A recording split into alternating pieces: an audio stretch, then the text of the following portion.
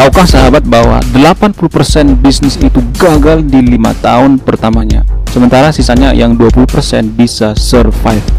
Sebentar, saya tidak bermaksud menakut-nakuti para sahabat, terutama pengusaha pemula ya. Tapi kenyataannya emang seperti itu. Pahit emang. Kepahitan itu juga saya pernah alami. Saya 10 kali gagal dalam berbisnis. Asli, pahitnya gagal itu melebihi pahitnya empedu.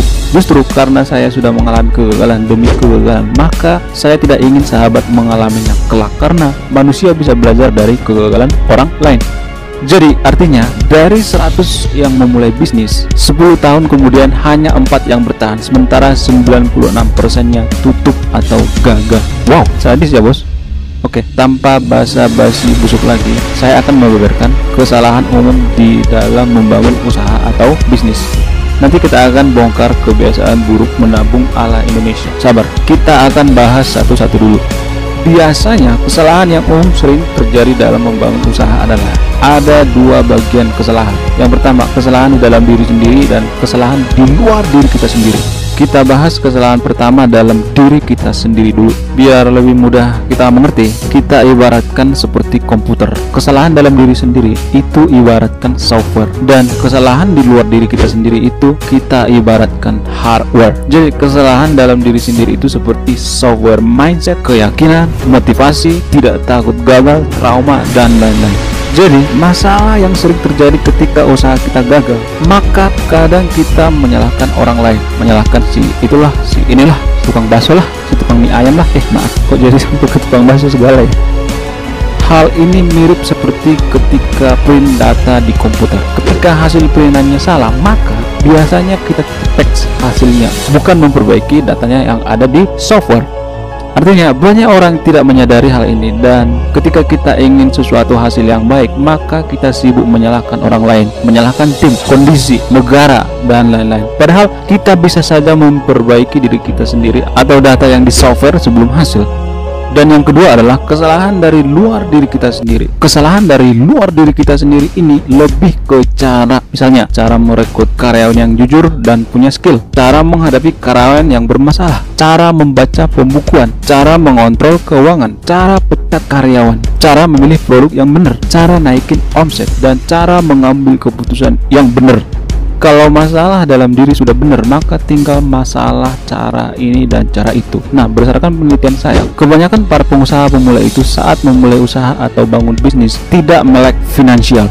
Melek finansial artinya kita harus bisa mengontrol keuangan. Artinya ketika kita untung dikit langsung naikin gaya hidup, langsung beli ini, beli itu, kredit sana, kredit sini, padahal usahanya belum jalan. Ujung-ujungnya stres. Benar kata orang bijak, tekanan berbanding lurus dengan gaya. Jadi ketika kita banyak tekanan, artinya kita kebanyakan gaya. Selain tidak bisa mengontrol keuangan, biasanya pengusaha pemula terlalu baik sama tim atau karyawan. Misalnya ketika karyawan minta pinjem uang, minta cuti sembarangan, minta ini, minta itu, maka kita akan stres sendiri. Karena kalau semua kita okekan kemauan karyawan, maka kita tidak bisa mendidik karyawan dengan benar, termasuk dalam mendidik keuangan pribadi karyawan.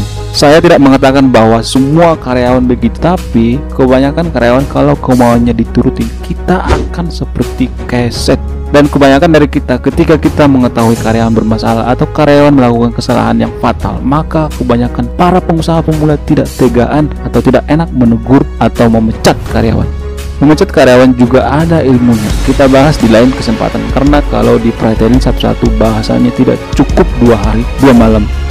Kesalahan pengusaha pemula selanjutnya adalah tidak detail atau terlalu percaya. Saya juga pernah mengalami hal ini ketika kita sudah punya karyawan lama dan kita sudah merasa bahwa karyawan kita bisa dipercaya, maka biasanya kita tidak cek kebenarannya di buku dan di lapangan. Dan ketika karyawannya sudah kabur, maka kita baru sadar telah dibohongi. Percaya boleh, tapi terlalu percaya itu tidak boleh. Itulah alasannya kenapa di setiap perusahaan selalu ada security. Tujuannya apa? Tujuannya untuk mencegah kerugian dari perusahaan. Selain tidak detail, pengusaha pemula juga biasanya tidak disiplin dan tidak menguasai bidang usahanya apa. Biasanya karena kita tidak menguasai medan perang, tapi karena ikut-ikutan, maka kita akan babak belur di medan perang. Sebelum perang, kita harus tahu dulu ranjaunya di mana, musuhnya siapa, target market kita siapa. Nah, Ketika kedua hal tadi sudah benar, masalah dalam diri dan di luar diri kita sudah benar, maka hasilnya juga akan benar. Ibarat komputer tadi, ketika softwarenya benar, datanya benar, hardwarenya benar, maka hasilnya juga akan benar. Jangan lupa, ketika sahabat sudah mantap dengan bisnis Anda, tinggalkan jejak di kolom komen. Saya akan bantu viralkan, saya akan buatkan videonya secara free.